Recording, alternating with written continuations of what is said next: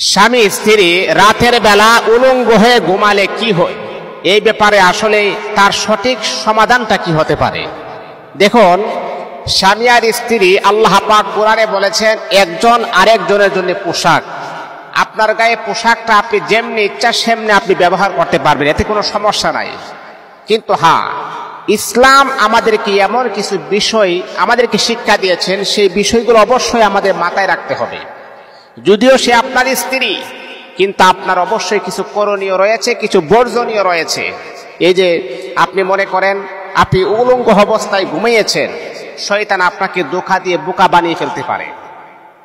আপনার স্ত্রী আপনার সামনে উলঙ্গ হতে পারে, এত কোনো হারাম নয়, নাজায়েজ নয়, এটা তো হালাল।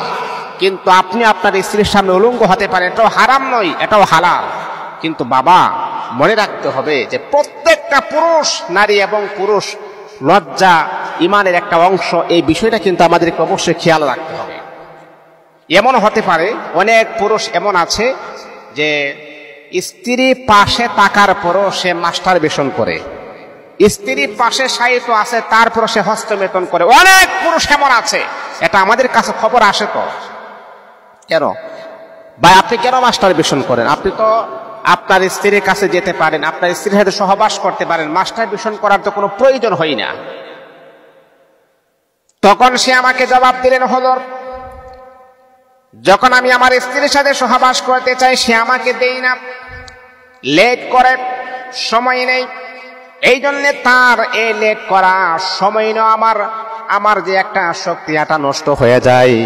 এই জন্য স্ত্রী পাশে থাকার পরও আমি মাস্টারবেশন করি, হারাম কাজগুলো আমি করি। মা, এই যে আপনার স্বামীকে আপনি দিচ্ছেন না, সময় নিচ্ছেন, পরে দিবেন, আজকে না কালকে, এই যে আপনি আপনার স্বামীকে সহবাস থেকে দূরে সরিয়ে রাখতেছেন, আপনার স্বামী মাস্টারবেশন করার পরে সে তো গুনাহগার হয়েছে, গুনাহ করেছে, আর এই গুনাহটার মালিক কিন্তু আপনি নিজেও হয়ে যাবেন। এটার জন্য আল্লাহ পাকের আদালত আপনি গ্রেফতার হবেন, আপনি আসামি হয়ে যাবেন। মা, আপনার স্বামী যখনই চাবে তখনই আপনি সহবাস করতে বাধ্য হতে হবে। কারণ হাদিসের ভিতরে আসছে, আল্লাহ পাক যদি আল্লাহ পাকের পরে যদি কারো সাজদা করার কোনো হুকুম করতেন, স্ত্রীকে বলতেন তোমরা তোমাদের স্বামীকে সাজদা করো। কত গুরুত্ব দিয়েছেন, কত প্রায়োরিটি দিয়েছেন। আর আপনি একটা স্ত্রী হওয়ার পর আপনার স্বামীকে আপনি গুরুত্ব দেন না। আপনার মতো বিয়াদব আল্লাহর জমিনের ভিতরে আর কেউ হতে পারে না। এই জন্য মনে রাখতে হবে মুসলমান বন্ধুগণ, স্বামী আর স্ত্রীর উলঙ্গ অবস্থায় ঘুমানো যায়, কিন্তু মাঝখানে শয়তান এসে আমাদেরকে ধোঁকা দিয়ে বোকা বানিয়ে ফেলে, এমনকি আমাদের লজ্জাস্থান নিয়ে খেলাধুলা করে। এই জন্যে আপনি কমাস কম, যেহেতু আল্লাহ পাক রব্বুল আলামিনকে আপনি ভয় করেন, সময় মতো সহবাস করার সময় আপনি উলঙ্গ হতে পারেন, কিন্তু এছাড়া অন্য সময় উলঙ্গ হইলে আপনার গুনাহ হতে পারে, শয়তান ভর করতে পারে। কিন্তু যদি আপনি মনে করেন না, শয়তান আমার উপরে কোনো ভর করবে না, আপনার ইমানের তাকওয়া বড় মজবুত, তাহলে আপনি স্বামী আর স্ত্রীর উলঙ্গ অবস্থায় ঘুমাইতে পারেন, এতে কোনো সমস্যা নাই। এটা তো হালাল, এটা তো জায়েজ। আপনার স্ত্রীকে দেখে আপনার যে উত্তেজনা বাড়ে, মনোভাব বাড়ে, তাহলে আপনি তার সাথে সহবাস করতে পারেন, এটা তো কোনো হারাম নয়। আমাকে আপনারা খারাপ মনে করবেন না, এটা কোরআন এবং হাদিসের কথা। এই লজ্জা নয়, এই কথাগুলো আমাদেরকে জানতে হবে।